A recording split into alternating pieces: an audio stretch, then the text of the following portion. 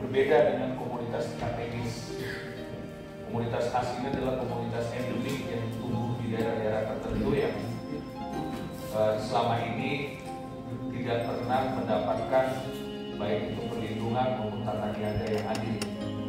Nah, ini saya rasa perlu menjadi masukan kepada kita bagaimana melindungi komoditas-komoditas khas yang ada di daerah-daerah agar dia tidak kemudian hilang, seperti komoditas kemenyan kalau di Sumatera Utara, komoditas andaliman dan sejenisnya. Saya yakin di Jawa dan di tempat-tempat lain.